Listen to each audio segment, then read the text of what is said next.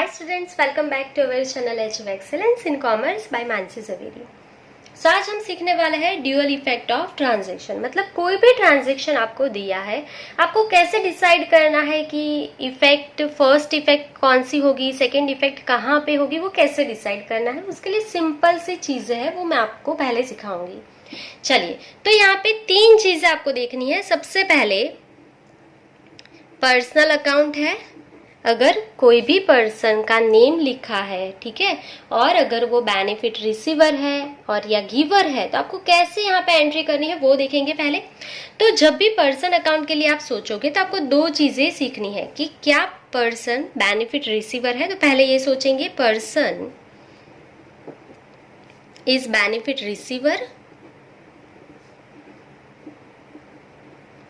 और दूसरी चीज ये सोचेंगे पर्सन जो है वो बेनिफिट का गिवर है या नहीं। ठीक है, तो पर्सनल अकाउंट जब भी होगा तो आपको क्या चीजें सोचना है कि पर्सन बेनिफिट का रिसीवर है या गिवर है। ठीक है, ये पहली चीज हो गई। दूसरा हम सीख रहे हैं रियल अकाउंट। ठीक है, रियल अकाउंट में दो चीजें सीखना है कि गुड्स एंड असेट्स इंक्रीज हो रहा है या डिक्रीज। मतलब गुड्स एंड असेट्स अगर आएगा बिजनेस में, मतलब कम्स इन अगर आएगा तो इंक्रीज होगा, and goods and assets decrease कब होगा, जब वो जाएगा। सो आपको यही देखना है। ठीक है, आपको क्या देखना है, गुड्स एंड असेट्स आ रहे हैं बिजनेस में, कम्स इन और गोज आउट। ठीक है, ये देखना है रियल अकाउंट में। तीसरा चीज आपको यहाँ पे देखना है वो है नॉमिनल अकाउंट, और उसमें आपको दो चीजें देखनी है कि एक्सपेंस है या तो लॉस है, या फिर रेवेन्यू मतलब इनकम है, या फिर गेन है। ठीक है, ये देखना है आपको। तो यही है, देखो इसी से हम गोल्डन रूल्स ऑफ अकाउंट सीखेंगे। वो अभी देर है, डेबिट कौन सा होगा, क्रेडिट कौन सा होगा, वो सीखेंगे बहुत जल्दी। पहले सिर्फ इतना सीख लो कि पर्सनल अकाउंट के लिए आपको क्या सोचना है कि पर्सन बेनिफिट रिसीवर है या गिवर है। रियल अकाउंट में आपको क्या देखना है कि गुड्स एंड एसेट है, अगर वो आ रहे हैं या जा रहे हैं। Goods and assets are comes in और गोज आउट, ये आपको देखना है। और लास्ट जो है नॉमिनल अकाउंट, उसके लिए आपको क्या देखना है कि कोई भी ट्रांजेक्शन में एक्सपेंस या लॉस है, या इनकम मतलब रेवेन्यू या फिर गेन हो रहा है। ठीक है, ये चीज आपको देखनी है। चलिए, तो इसी के अकॉर्डिंग टू हम इलिस्ट्रेशन नंबर 3 स्टार्ट करने वाले हैं। तो शुरू करेंगे illustration number 3। Which two effects would take place for the following transactions? Explain. चलो, यहाँ पे आपको क्या पूछा है कि कौन सी दो इफेक्ट यहाँ पे होगी, आपको सिर्फ यहाँ पे एक्सप्लेन करना है। ये नहीं पूछा है कि कौन सा डेबिट होगा, कौन सा क्रेडिट होगा, सिर्फ आपको देखना है कि कौन से दो ट्रांजेक्शन को इफेक्ट होगी। पहले हम वो सीखेंगे, उसके बाद हम डेबिट क्रेडिट के रूल सीखेंगे। ठीक है, चलिए तो शुरू करेंगे। Number 1, business commence with capital of ₹20,000। मतलब आपने कैपिटल लाया है 20,000 रुपीज, तो आपने कैश लाया है। अगर कैश आया है तो कैश आपके लिए क्या है, असेट है, तो असेट कम्स इन ना, यस और नो, यस। ठीक है, कैश कम्स इन, कैश आपकी क्या है, असेट है, तो पहली इफेक्ट कैश अकाउंट पे होगी ना। तो बहुत ही सिंपल है, यहाँ पे लिखेंगे कैश कम्स इन। हमने कौन सा रूल यहाँ पे अप्लाई किया, हमने सेकेंड रूल अप्लाई किया रियल अकाउंट का, goods and assets comes in. ठीक है, तो अगर यहाँ पे कैश आ रही है तो पहली इफेक्ट कहाँ पे होगी, कैश अकाउंट पे होगी। सो हम यहाँ पे लिख रहे हैं effect on cash account. Clear. चलिए, ये जो है ये पैसा कौन लाएगा, ऑब्वियसली ओनर ही लाएगा। ओनर जो भी लाएगा, कैश असेट गुड्स जो भी लाएगा, उसे हम कैपिटल बोलेंगे ना। तो ओनर इज गिवर। ठीक है, पर्सन, ओनर जो है वो पर्सन है, तो ओनर जो है इज गिवर। ओनर ने क्या दिया फर्म को, कैपिटल दिया ना। ओनर जो भी लाएगा उसे कैपिटल ही बोलेंगे। सो दूसरा इफेक्ट कहाँ पे होगा, इफेक्ट ऑन कैपिटल अकाउंट। ठीक है, कहाँ पे आपका दूसरा इफेक्ट होगा, कैपिटल पे ही होगा, क्योंकि ओनर जो भी लाएगा उसे हम कैपिटल बोलते हैं। चलिए next, bank account open with SBI ₹40,000। आपने SBI में 40,000 दे दिए और बैंक अकाउंट ओपन करवाया। ठीक है, तो SBI ने 40,000 लिए ना, SBI पर्सन है। ठीक है, SBI पर्सन है, SBI ने 40,000 रिसीव किया ना, तो SBI ये पर्सन है। आपको क्या सोचना है, बेनिफिट रिसीवर है या गिवर है, तो ऑब्वियसली रिसीवर हुआ ना। तो यहाँ पे हम लिखेंगे SBI इज रिसीवर। तो इफेक्ट कहाँ पे होगी, इफेक्ट ऑन बैंक मतलब SBI अकाउंट। इफेक्ट कहाँ पे होगी, SBI पे। आपने 40,000 सबमिट करवाए SBI में, मतलब कैश आई की गई, कैश गोज आउट ना। तो यहाँ पे क्या लिखेंगे, कैश गोज आउट, हमारी असेट है, ठीक है, कैश गोज आउट। तो दूसरी इफेक्ट कहाँ पे होगी, effect on cash account. Clear, चलो बहुत ही सिंपल था। Next number 3, goods worth of ₹3,000 purchased from Bharti Ben. आपने भारती बेन के पास से परचेज किया है। अगर आपने परचेज किया है गुड्स, तो गुड्स कम्स इन ना, ठीक है, goods and asset comes in है या गोज आउट, वही देखना है। तो आपने परचेज किया है तो गुड्स कम्स इन, सो यहाँ पे मैं लिख रही हूँ गुड्स कम्स इन, ठीक है, गुड्स आएगा। आपने क्या किया है, तो गुड्स आपने परचेज किया है, सो इसके लिए इफेक्ट ऑन परचेज अकाउंट। पहली इफेक्ट कहाँ पे होगी, परचेज अकाउंट पे होगी, आपने परचेज किया है, ठीक है। ये ट्रांजेक्शन क्रेडिट ट्रांजेक्शन है क्योंकि यहाँ पे कैश वर्ड का मेंशन नहीं है। भारती बैंक के पास से आपने परचेज किया है, तो भारती बेन इज रिसीवर और गिवर, ठीक है। भारती बेन आपको गुड्स प्रोवाइड कर रही है ना, तो भारती बेन इज गिवर, तो यहाँ पे लिखेंगे Bharti Ben is giver. So दूसरी इफेक्ट कहाँ पे होगी, effect on Bharti Ben account.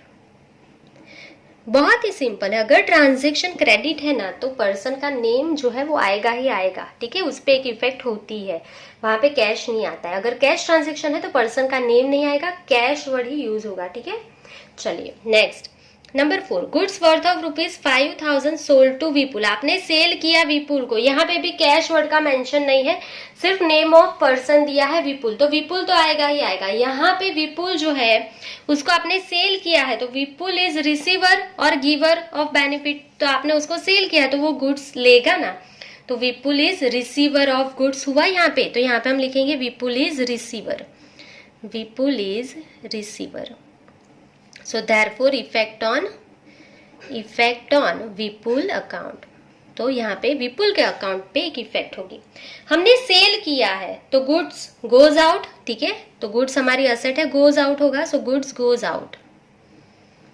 सो यहाँ पे इफेक्ट क्या होगी, इफेक्ट ऑन सेल्स अकाउंट, हमने सेल किया है, ठीक है, तो दूसरी इफेक्ट सेल्स अकाउंट पे होगी, ठीक है। हम यहाँ पे डेबिट क्रेडिट अभी नहीं सीख रहे, सिर्फ हम अकाउंट्स डिसाइड कर रहे हैं कि जिसको इफेक्ट होगा, ठीक है, कौन सा डेबिट होगा कौन सा क्रेडिट होगा, वो रूल अभी हम बहुत ही जल्दी सीख लेंगे।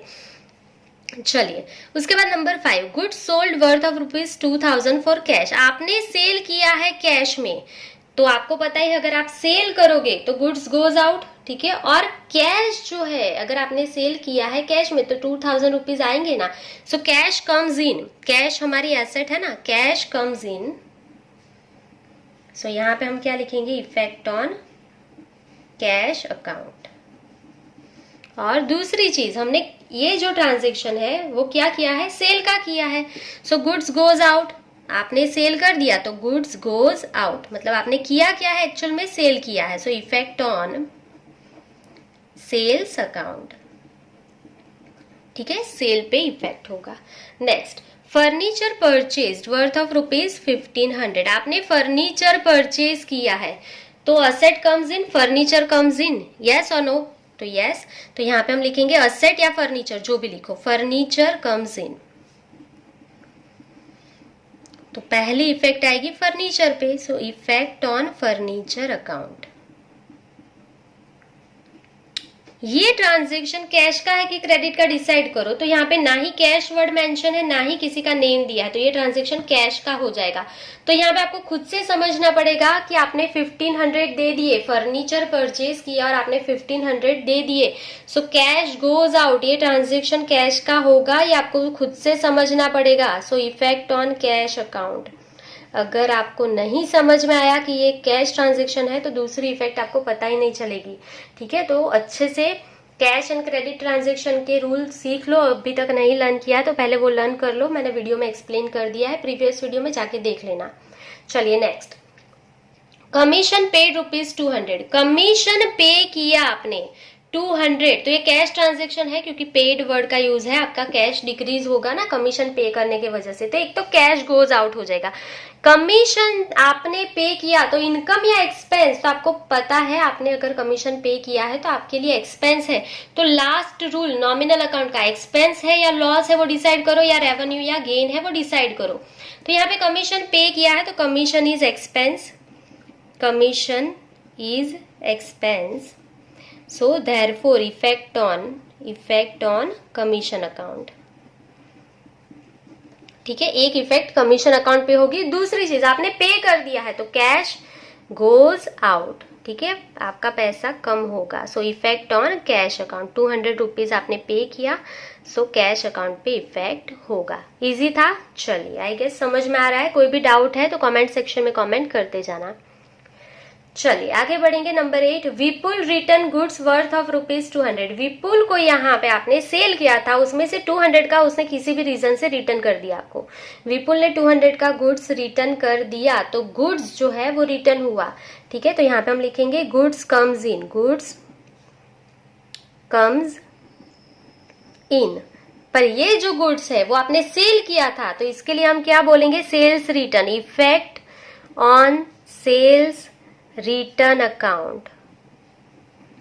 ठीक है, ये गुड्स तो आया है, पर ये कौन सा गुड्स है, जो आपने सेल किया था वो गुड्स रिटर्न आया है। ठीक है, अगर नहीं समझ में आया तो गुड्स सेल्स गुड्स रिटर्न यहाँ पे लिख देना, गुड्स रिटर्न जो आपने सेल किया था वो आया है, इसके लिए यहाँ पे क्या होगा, सेल्स रिटर्न अकाउंट पे इफेक्ट होगा।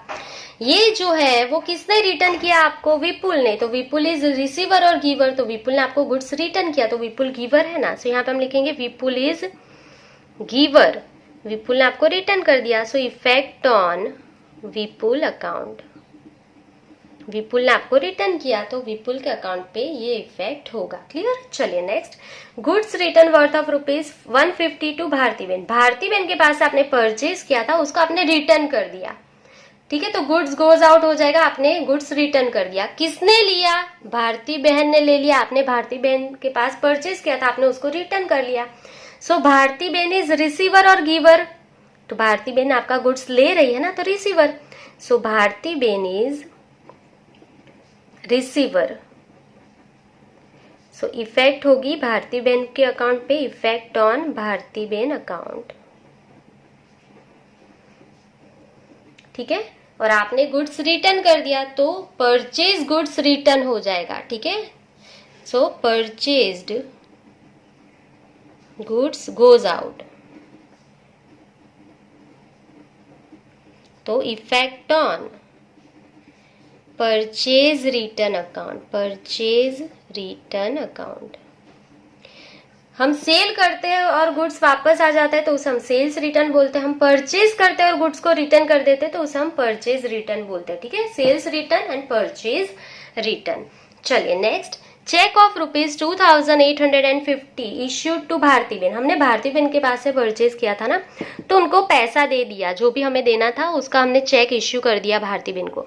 तो भारती बेन ये पैसा लेगी, तो Bharti Ben is receiver again. So यहाँ पे हम लिखेंगे भारती बेन इज रिसीवर, आपने पैसा दिया उसने लिया, so effect on Bharti Ben account. और दूसरी चीज, आपने चेक इश्यू किया तो पैसा कौन देगा, बैंक देगा ना। बैंक भारती बेन को 2850 रुपीज दे देगा, तो बैंक इज रिसीवर और गिवर, बैंक पर्सन है ना, तो बैंक क्या हो जाएगा, giver. So bank is giver, so effect on bank account. ठीक है, दूसरा इफेक्ट बैंक अकाउंट पे होगा। चलिए next, Vipul gave cheque for ₹4800। Vipul ने आपको 4800 का चेक दे दिया, आपने उसको सेल किया था। ठीक है, तो आपको चेक रिसीव हुआ, आपको पैसा मिलेगा बैंक में, तो बैंक इज रिसीवर और गिवर, तो रिसीवर बैंक को पैसा मिलेगा, आपके अकाउंट में वो डाल देगा, bank is receiver. So effect कहाँ पे होगी, बैंक अकाउंट पे होगी obviously, effect on bank account. किसने दिया पैसा आपको यहाँ पे, विपुल ने, so Vipul is giver, Vipul is giver, पैसा विपुल ने दिया, so effect on Vipul account. Effect on Vipul account. समझ में आया? चलिए, बहुत सी सिंपल चीज आज हमने सीखी। पर्सन है तो वो रिसीवर है या गिवर है। अगर रियल अकाउंट है तो आपको सोचना है गुड्स असेट कम्स इन है या गोज आउट है। नॉमिनल अकाउंट है तो एक्सपेंस लॉसेस है या फिर इनकम एंड गेन है, वो डिसाइड करना है। अगर आप ये चीजें डिसाइड करना सीख जाते हो तो आप बहुत ही जल्दी रूल डेबिट क्रेडिट करना सीख जाओगे। ठीक है, उसके लिए भी बहुत ही सिंपल रूल है, वो भी हम बहुत जल्दी, पहले हम पर्सनल अकाउंट में कौन से आएंगे, रियल में कौन से है, नॉमिनल में कौन से है, वो सारी चीजें सीखेंगे। उसके बाद हम गोल्डन रूल डेबिट क्रेडिट के सीख लेंगे। चलिए, अगर आपको कोई भी डाउट है तो कमेंट सेक्शन में कमेंट कर सकते हो। आज के लिए बस इतना ही। Thank you for watching, keep learning, take care.